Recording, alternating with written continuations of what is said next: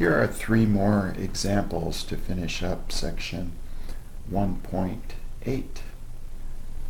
Exercise. Let u equal the vector 1, 3 and v 2, negative 4. Notice those are both R2 vectors.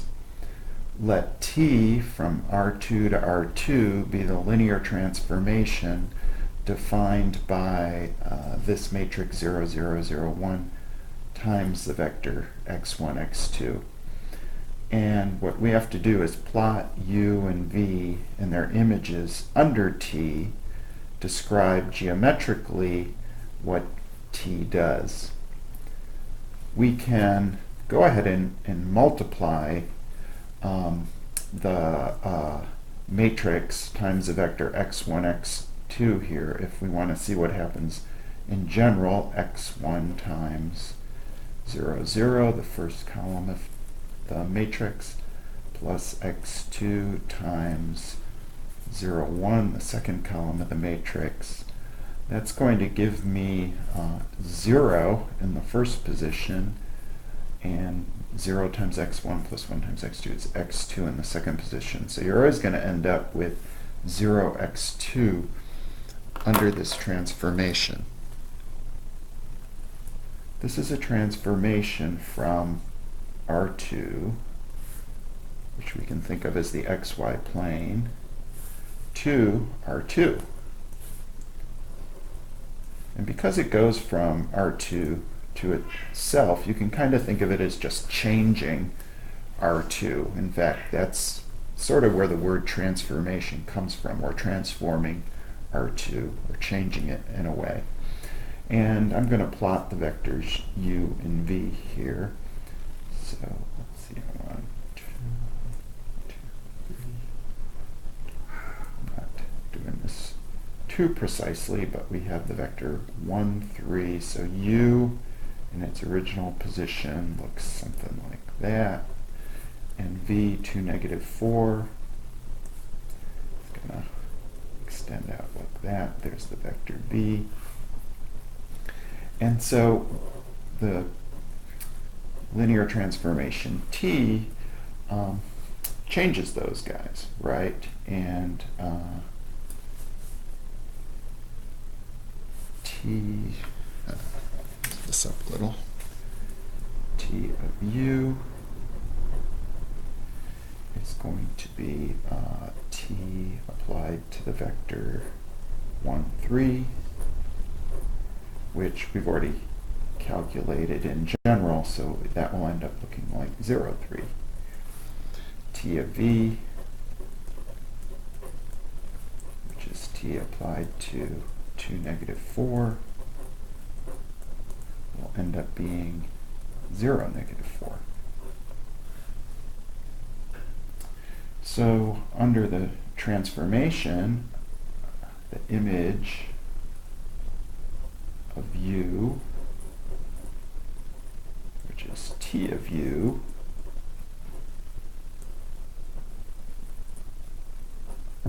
is this vector that I'm drawing this arrow right on top of the y-axis, right? In fact, it's like I'd call it a projection onto the y-axis. T of v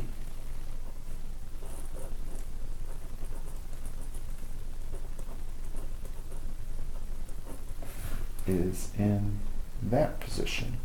It kind of helps to, instead of thinking of two separate copies of R2 here, to just remember where u came from.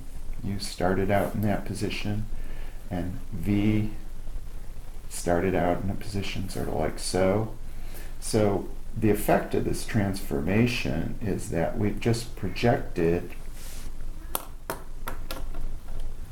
the vectors onto the y-axis. So geometrically, what t does is t projects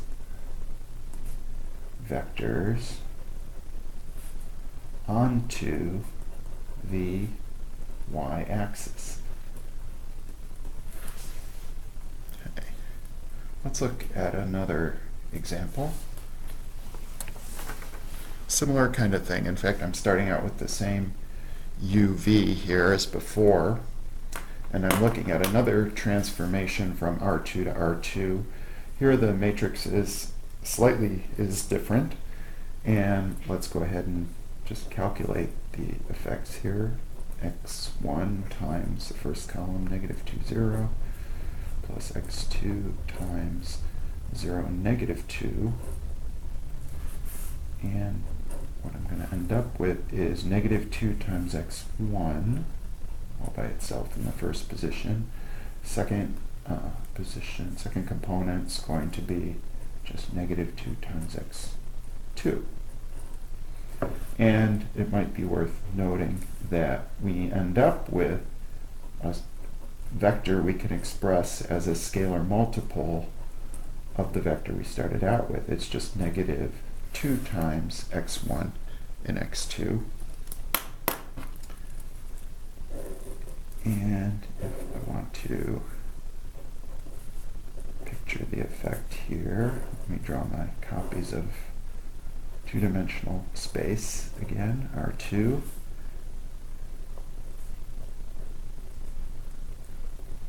Same two vectors as before, 1, 3, here's U, and 2, negative 4, drawn a little sloppily, here's V. And so what do we end up with here? T of U is going to be negative 2 times the first component over negative 2 times the second component. So it's going to take 1, 3 and change it to negative 2, negative 6, right? And T of V is going to be negative 2 times 2 is negative 4, negative 2 times 4 is 8, negative 4, 8. So under this transformation, the first vector ends up negative 2, negative 6, pointing kind of like, whoops, sorry, negative 2, negative 6. We're coming down here with T of U. And T of V is negative 4, 8. Now my picture's getting kind of messy, but I think you're okay with this. Sorry about that. And so what effect has this scalar multiplication by negative 2 had on these vectors? Well, again, it helps if I imagine where U was in this picture originally and where V was originally. So what is T, how does T affect vectors? What transformation does T make? T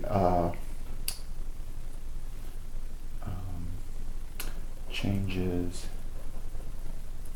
to the opposite direction,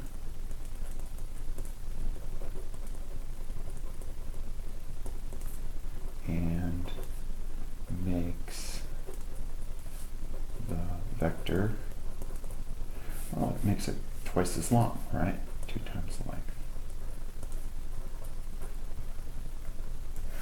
So this funny looking matrix that seems to have negative 2 in these two different positions amounts to multiplying a vector by negative 2, which is visually is very easy to picture as this change of direction and scaling the length by multiplying by a factor of 2. Okay, so one more little example we're going to look at here.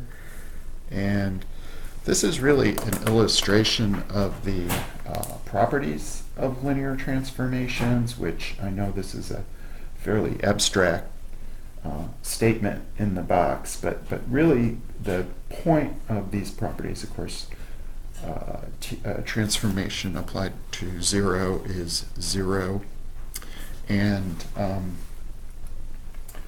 But for 2 and 3, we're just saying if we know the value of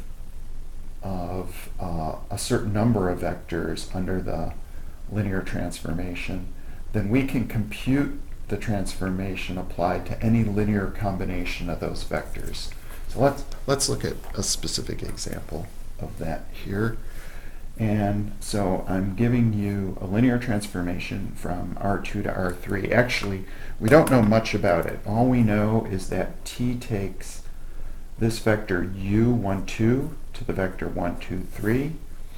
And we know t takes the vector 2, negative 3 to negative 2, 1, 0. And we want to find the image of under t of the following two vectors. 3u. We want to compute t of 3u. And this really is no big deal at all. We can always factor a scalar multiple out in front of the linear transformation. So we're just taking 3 times t of u, but we're being told that t of u is this vector 1, 2, 3. So 3 times that is 3, 6, 9.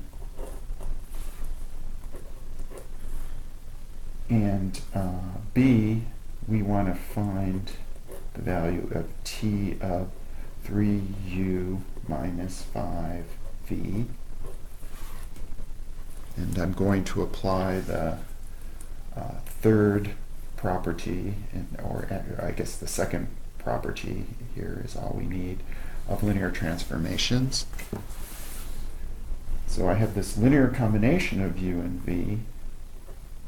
When we apply the transformation, it can be calculated by taking the scalar 3 times t of u minus the scalar 5 times t of v. So I'm just going to take 3 times 1, 2, 3. 1, 2, 3 is the image of u under the transformation, minus 5 times the image of v is negative 2, 1, 0. And what I end up with is 3 plus 10 is 13. 6 minus 5 is 1. 9 minus 0 is 9. And that's it. And that's all I have to add for this section.